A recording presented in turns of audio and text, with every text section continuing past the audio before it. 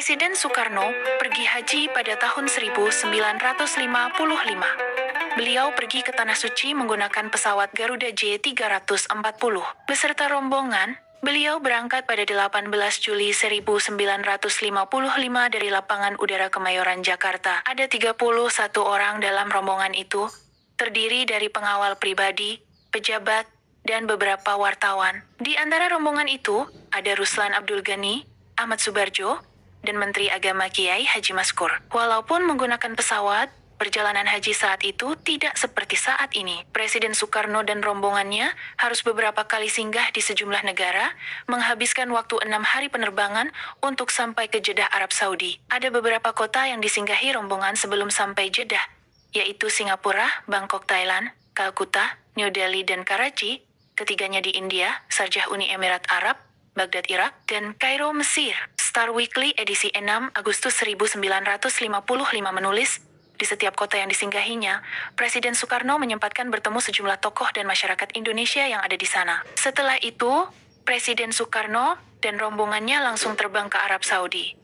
Tiba di Jeddah pada 24 Juli 1955, Raja Saud bin Abdul Aziz yang menyambutnya. Acara dilanjutkan dengan pengibaran bendera merah putih, penembakan meriam 21 kali, pemutaran lagu kebangsaan, barisan kehormatan, dan perkenalan.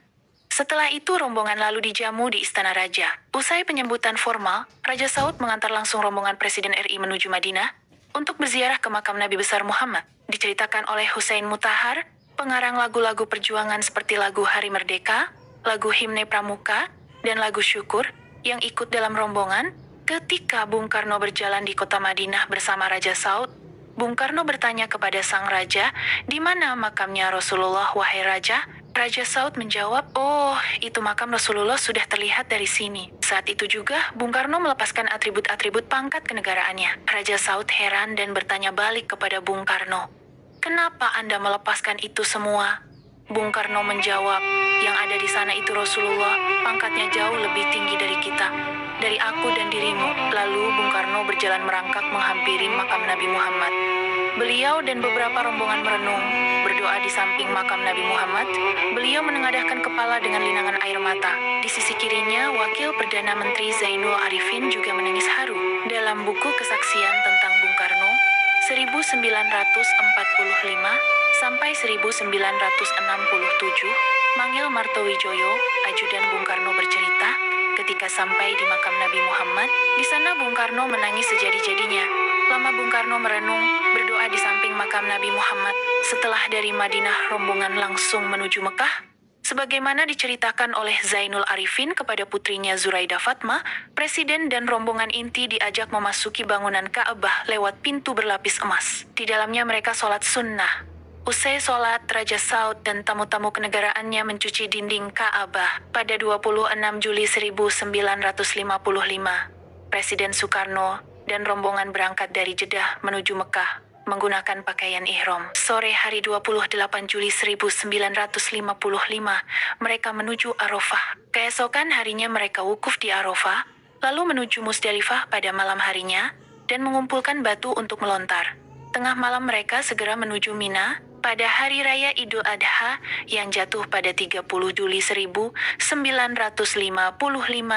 Presiden Soekarno melontar batu. Usai melakukan rangkaian lontar batu, beliau dan rombongannya menuju Mekah untuk tawaf dan sa'i. Usai itu, Presiden Soekarno beserta rombongan bertolak ke Mina.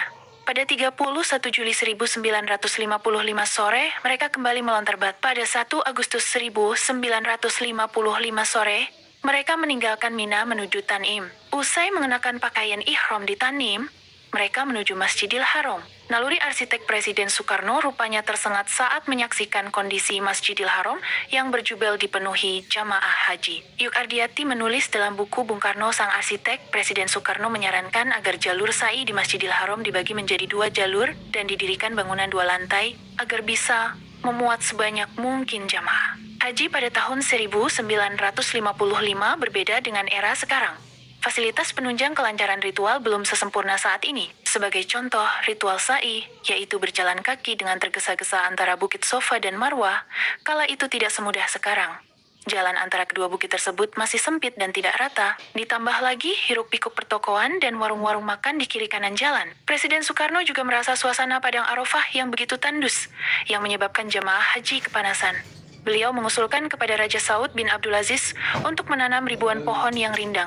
Tidak hanya memberi usulan, Bung Karno mengirim ribuan bibit pohon mindi untuk ditanam di Arafah. Atas jasa tersebut, Raja Fahd kemudian mengubah nama pohon mindi tersebut menjadi pohon Soekarno. Dan jejeran pohon itu hingga kini masih terlihat menghijaukan Arafah. Sebagai bentuk penghargaan atas sumbangsaran Soekarno, pemerintah Kerajaan Arab Saudi mengundangnya secara khusus untuk melakukan inaugurasi pemugaran Masjid Nabawi di Madinah. Presiden Soekarno hadir pada acara tersebut didampingi Zainul Arifin dan Kiai Maskur.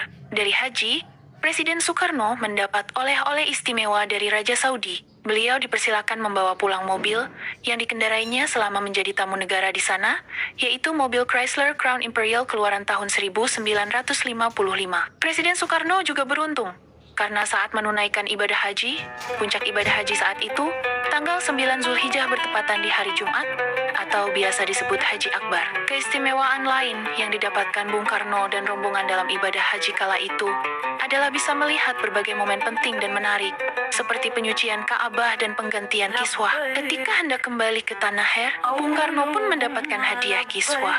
Dikutip dari ensiklopedia Keislaman Bung Karno berkata, Raja Saud memotong-motong kiswah Ka'bah, dibikin dari tenunan kain sutera, berhiaskan kaligrafi terbuat dari 120 kg emas murni dan berpuluh-puluh kilogram perak. Potongan-potongan kiswah tersebut kemudian dibagikan kepada tamu-tamu kerajaan. Prosodaras menulis dalam buku Total Bung Karno, serpihan sejarah yang tercecer.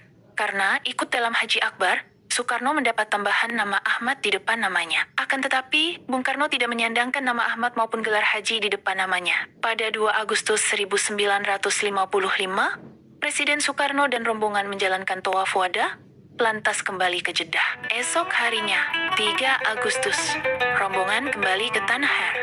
Dan pada 5 Agustus mendarat kembali di Bandara Kemayoran, Jakarta.